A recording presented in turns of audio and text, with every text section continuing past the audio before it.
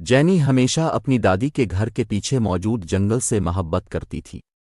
وہ گھنے اور پراسرار تھے، جن میں قدیم درخت اور خفیہ راستے تھے جنہیں صرف وہ جانتی تھی۔ جب اس کے والدین ایک کار حادثے میں فوت ہو گئے تو وہ اپنی دادی کے ساتھ رہنے چلی آئی اور جنگل اس کی پناہ گاہ بن گئے۔ ہر روز اسکول کے بعد وہ جنگل میں گھومتی رہتی، اپنے آپ کو ان کے ٹھنڈے سبز دامن میں کھو دیتی۔ ایک دن جب وہ جنگل کے ایک ایسے حصے کی کھوج کر رہی تھی جہاں وہ پہلے کبھی نہیں گئی تھی، اسے ایک پرانا ٹوٹا ہوا کیبن ملا۔ چھت گر چکی تھی، کھڑکیاں ٹوٹی ہوئی تھیں، لیکن دروازہ صحیح سلامت تھا۔ اسے اندر جانے کا ایک عجیب سا جادوئی احساس ہوا۔ کیبن کے اندر کی ہوا باسی تھی اور اس میں سڑے ہوئے لکڑی کی بو بسی ہوئی تھی۔ چھت سے مکڑی کے جالے لٹک رہے تھے اور فرش پر کچرا بکھرا ہوا تھا۔ جب اس نے کیبن کا معائنہ کیا تو اسے ایک پرانی ڈائری ملی جو ایک دھول بھری میز پر رکھی تھی۔ اس کا کور پرانا تھا اور صفحات وقت کے ساتھ پیلے ہو گئے تھے۔ تجسس نے اسے مغلوب کر لیا اور اس نے ڈائری کھولی۔ ڈائری ایک لڑکی علیزہ کی تھی جو 1 صدی پہلے اس کیبن میں رہتی تھی۔ اس کے اندراجات میں جنگل میں ایک خوفناک وجود کی کہانیاں بھری ہوئی تھیں۔ علیزہ نے رات میں سرگوشیاں سننے اور درختوں کے درمیان سائے دار شکلیں دیکھنے کے بارے میں لکھا تھا۔ اس نے بیان کیا کہ سرگوشیاں وقت کے ساتھ ساتھ زیادہ زوردار اور اصرار کرنے والی ہوتی گئیں، یہاں تک کہ وہ انہیں نظر انداز نہیں کر سکتی تھی۔ جینی کے ریڑھ کی ہڈی میں ایک سرد لہر دوڑ گئی جب اس نے علیزہ کا آخری اندراج پڑھا۔ وہ میرے لیے آ رہے ہیں۔ سرگوشیاں پہلے سے زیادہ زوردار ہیں اور سائے بند ہوتے جا رہے ہیں۔ مجھے ڈر ہے کہ میں آج رات زندہ نہیں بچوں گی۔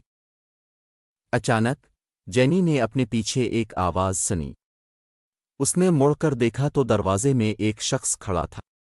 یہ اس کی دادی تھی۔ جینی، تم یہاں کیا کر رہی ہو؟ اس کی دادی نے پوچھا، اس کی آواز لرز رہی تھی۔ مجھے یہ کیبن اور یہ ڈائری ملی ہے، جینی نے جواب دیا، کتاب کو اٹھا کر دکھاتے ہوئے۔ اس کی دادی کا چہرہ سفید ہو گیا۔ تمہیں یہاں سے ابھی نکلنا ہوگا۔ جینی نے اپنی دادی کے پیچھے گھر تک پہنچایا، اس کے ذہن میں سوالات کی بھرمار تھی۔ اس رات وہ سو نہیں سکی۔ علیزہ کی ڈائری کے الفاظ اس کے ذہن میں گونجتے رہے اور اسے اس احساس سے نجات نہیں مل سکی کہ جنگل سے کچھ اسے دیکھ رہا ہے۔ اگلے دن اس نے اپنی دادی سے سامنا کیا۔ علیزہ کے ساتھ کیا ہوا؟ اس نے پوچھا۔ اس کی دادی نے آہ بھری اور بیٹھ گئی، اس کی آنکھوں میں دکھ بھر گیا۔ علیزہ میری بڑی پھوپھی تھی۔ وہ اس وقت غائب ہو گئی جب وہ صرف ایک لڑکی تھی، تمہاری عمر کی۔ کوئی نہیں جان سکا کہ اس کے ساتھ کیا ہوا۔ کیا اب ڈائری کی کہانیوں پر یقین کرتی ہیں؟ جینی نے پوچھا۔ مجھے نہیں معلوم، اس کی دادی نے جواب دیا۔ لیکن ہمیشہ سے ان جنگلوں کے بارے میں افواہیں چلتی رہی ہیں۔ لوگ کہتے ہیں کہ یہ جنگل بھوت ہیں، کہ وہاں کچھ رہتا ہے۔ اپنی دادی کی تنبیہ کے باوجود جینی جنگل سے دور نہیں رہ سکی۔ اسے ان کے ساتھ ایک عجیب سا تعلق محسوس ہوتا تھا، جیسے وہ اسے بلا رہے ہوں۔ اس نے دریافت کرنا جاری رکھا، ہمیشہ کیبن سے دور رہنے کا دھیان رکھتے ہوئے۔ ایک شام جب سورج غروب ہو رہا تھا، اس نے سرگوشیاں سنے۔ پہلے تو وہ دھیمی تھیں، جیسے ہوا میں پتوں کی سرسراہٹ، لیکن جب وہ جنگل میں گہری گئی تو وہ زیادہ زوردار اور واضح ہو گئیں۔ انہیں اس کا نام لے کر پکارتی محسوس ہو رہی تھیں۔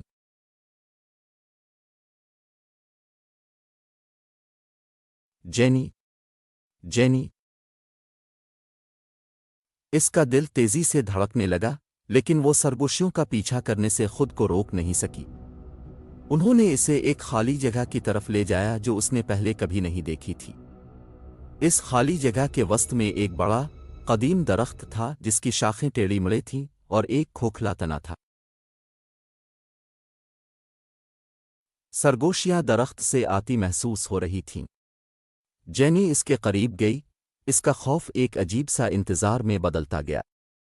جیسے ہی اس نے تنے کو چھونے کے لیے ہاتھ بڑھایا سرگوشیاں بند ہو گئیں۔ اچانک ایک سرد ہاتھ نے اس کی کلائی پکڑ لی۔ وہ چیخ اٹھی اور خود کو چھڑانے کی کوشش کی، لیکن گرفت بہت مضبوط تھی۔ اس نے مڑ کر دیکھا اور سایوں میں سے ایک شخص کو ابھرتے دیکھا۔ یہ ایک لڑکی تھی، تقریباً اس کی عمر کی، لمبے سیاہ بالوں اور خالی آنکھوں کے ساتھ۔ الیزا، جینی نے سرگوشی کی۔ لڑکی نے سر ہلایا۔ تمہیں یہاں سے چلے جانا چاہیے، وہ تمہارے لیے آ رہے ہیں۔ کون؟ کون میرے لیے آ رہا ہے؟ جینی نے لرزتی ہوئی آواز میں پوچھا۔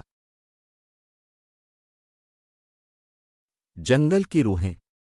وہ بے چین ہیں اور وہ چاہتے ہیں کہ تم ان کے ساتھ شامل ہو، الیزا نے جواب دیا۔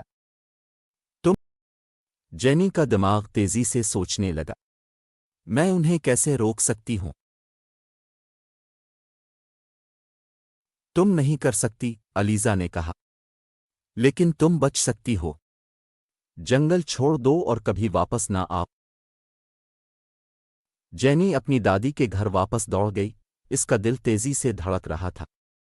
وہ دروازے سے اندر گھس گئی، اس کے چہرے پر آنسو بہہ رہے تھے۔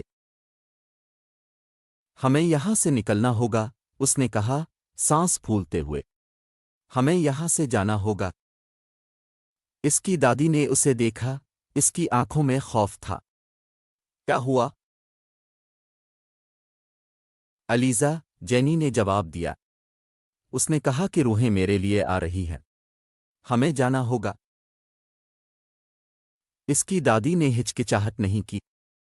انہوں نے اپنا سامان پیک کیا اور گھر چھوڑ دیا، جتنی تیزی سے وہ کر سکتے تھے گاڑی چلاتے ہوئے۔ جینی نے آخری بار جنگل کی طرف دیکھا اور اس نے درختوں کے درمیان سائے حرکت کرتے دیکھے۔